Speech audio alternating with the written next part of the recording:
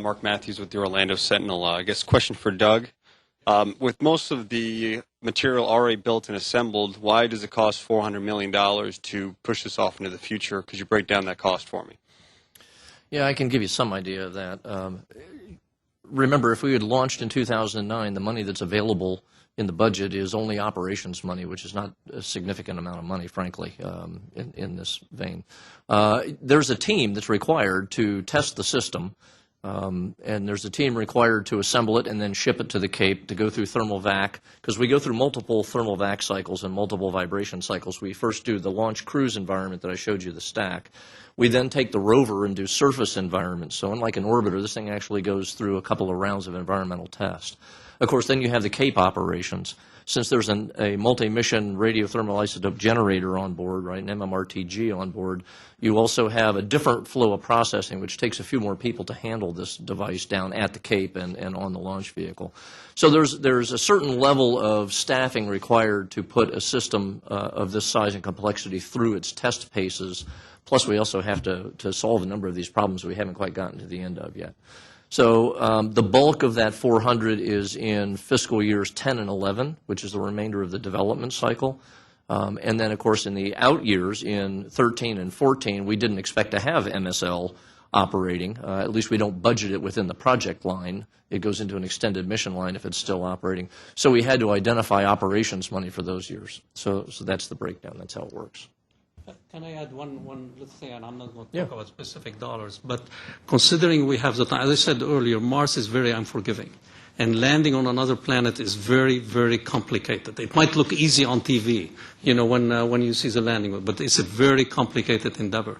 So as long as we have the hardware on the ground, it will be wise from all of us to continue doing the testing and do as comprehensive tests as we can, because that will improve the likelihood of success. Yeah, it's not like it's going in a big plastic bag and sitting in the corner for 2 years. That's not the case. Okay, Keith. Keith Cowling from NASAWatch.com, Fred Weiler. Given that you disbanded, or NASA disbanded, the cost-to-go team earlier this year, which was raising these issues, do you, in retrospect, think that you should have kept it in place, especially since with these numbers here, $600-700 million, you're in Nunn-McCurdyville in terms of, you know, the reports and reviews that you need to provide? First of all, I'm not aware we disbanded any teams, but that was before my time. So, Doug, what did you do or not do? What did I do or not do? Well, what I didn't do is disband a team. Actually, part of that team was already part of our independent review team, Keith. They are still in place. We offered opportunities for everybody, and most of them took it from that team. I'll call it the Ken Schwer team, because he was the chair of that, to join the standing review board, which they did. In fact, Ken Schwer is still on the standing review board and helping us. So that team was not disbanded. And by no stretch of the imagination were those teams' inputs disregarded. They were taken extremely seriously all the way to Mike's level. Yeah, we didn't not take the cost to go seriously. In fact, we started budgeting for the cost to go. That's right. To get to 09, if it could be done. We undertook a round of discussions with the OMB, which of course gets involved when we talk about reprogramming money to that level, and we've discussed it informally so far with the Hill, to try to explain to people that we might be having to find more money for Mars Science Lab, but that launching in 09 was still going to be the cheapest option. That's right. So far from ignoring Ken Schwer is one of the better program managers NASA has. Far from ignoring those recommendations, we took them. We acted on them, yeah. and frankly, we were So supported, as Mike says, by Congress and OMB and everyone else. We solved a significant financial issue to get them through 09, which was one of the recommendations, which was the recommendation, actually, of that panel, which was to continue. So I'm not sure where all that's coming from, because we took those recommendations. Now, the decision to slip to 11 is not because we couldn't find the money. The decision to slip to 11 is based, as Charles and others have said, on a total amount of work yet to go to get to the finish line, but principally, okay, if you had to pick out one thing that says, I just don't want to try to do this, we know that these actuator motors must work on Mars, and we've got some anomalies in some of them, not all of them, a couple of them, that we don't understand. The understanding could emerge a week and a half from now, but we can't predict that. Right. And if I can't predict a date when we're going to understand this phenomenon that we don't understand today, then we're not going to gamble on launch at this point. But we're not slipping because of money. No, not at all. In fact, I'd like to add one thing to the actuator comment.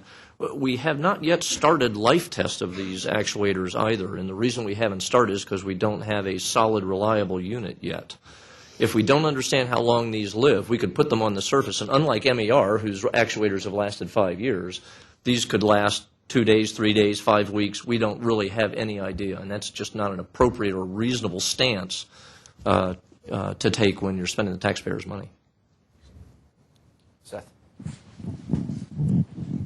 Seth Borenstein, AP, with the two-part for Administrator Griffin. First, if you're looking at $400 million, I know you don't have the specifics yet, but that's about the size of, what used to be a small, what would be a small program in NASA. Are you looking more toward across-the-board type little things here and there, or just saying, okay, Mars is going to feel the pain, out goes this mission, or out goes that other mission?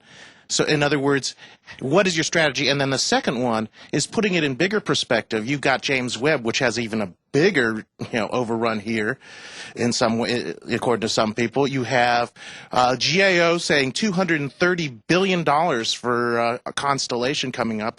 You want to pay nearly $50 million a head for your astronauts to on Russia. What kind of financial shape are you giving the next administration in terms of NASA, and have you warned them about the budgetary pitfalls that seem to be everywhere?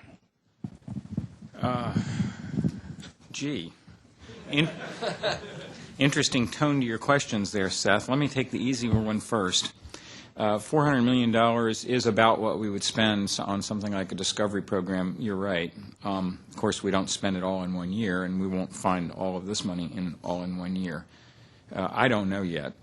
I think Ed and Doug both said we think we can get by without canceling anything, with delaying some stuff, and that's going to be our plan. I will review the recommendations and approve them before they go forward. But we're all in this together, so we're going to find the least damaging way that we can, and we're going to discuss what we come up with our advisory committees. So this is math that we'll be doing in public, okay? We just don't have the answers for you yet. Now, I disagree that JWST is overrun. JWST is executing very well. It's another of these very challenging flagship projects. It's another case where we're doing something we've never done before. But I can't speak well enough for Phil Sablehouse and the team at Goddard that are running it, and the folks at Northrop Grumman who are executing on NASA's program. They're doing well. That's not a prediction that they will not encounter any trouble. But as of now, they're doing well. James Webb will cost substantially more than the figure at which it was sold by the science community to my predecessor at least once removed. I'm sure all of you will be shocked here to know that scientists sometimes advertise their capability to do a mission for less than it really costs. But the mission is not overrunning. It's possible there's some confusion out there. One of the things I did a few years ago was to instill what's called probabilistic budget estimation within the agency, confidence level budgeting in shorter form, and we have adopted that for as many of our older programs and all of our new ones as we can, and we're budgeting our science programs to a 70% confidence level. That required some readjustment of the funding we chose to allocate, based on the use of industry standard cost models to estimate what they would cost. But by no stretch of the imagination is it fair to say that James Webb is overrunning at this point. It's just not. Now, you mentioned